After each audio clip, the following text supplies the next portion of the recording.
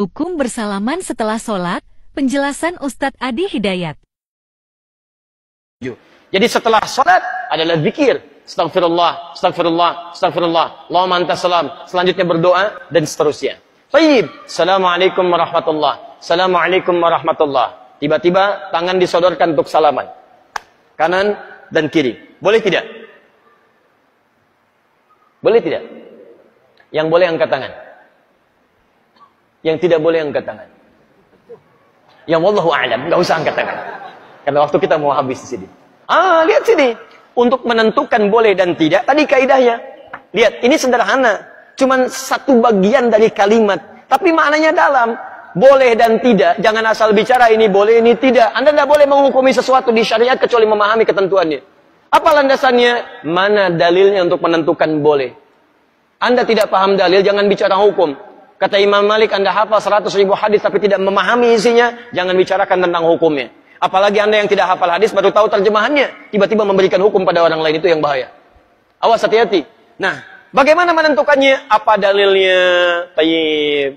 Hadis riwayat At-Tirmidzi menyampaikan dari Nabi sallallahu alaihi wasallam, "Ma min muslimaini yaltaqiyani fayatasafahani illa ghufira lahumā qabla an yatafarraqa." Tidaklah dua orang muslim bertemu dimanapun kapanpun. Catat kalimat itu.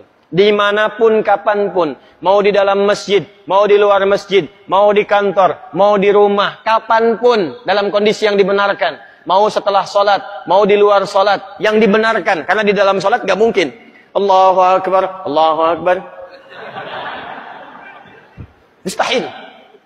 Dalam kondisi yang dibenarkan. Ba'da salat, Assalamualaikum, Assalamualaikum. Di luar masjid, fayatasafahani, tiba-tiba keduanya bersalaman. Salaman. Ghufira lahumā qabla an yatafarraqa. Maka diampuni dosa-dosa yang pernah melekat pada keduanya. Pada keduanya. Ini pernah membicarakan keburukan pada orang ini pernah berprasangka yang tidak baik, tiba-tiba salaman. Tapi salamannya menggunakan tasafah. Dari kata safaha, sesuatu yang lapang hatinya. Jadi ketika bersalaman itu ada kelapangan dalam hati.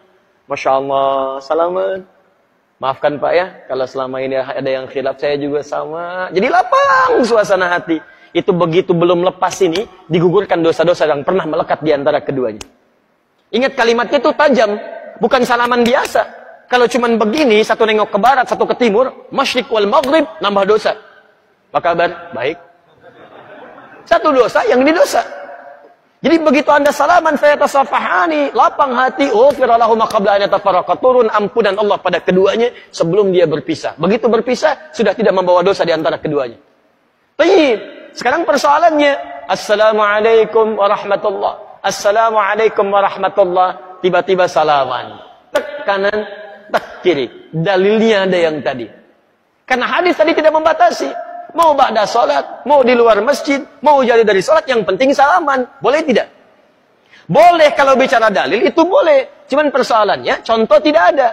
Kaidah mengatakan kalau tidak ada contoh, ya tidak ada masalah. Yang penting ada dalil. Karena patokannya dalil ada. Karena tidak setiap kesempatan Nabi mencontohkan itu. Dalilnya ada.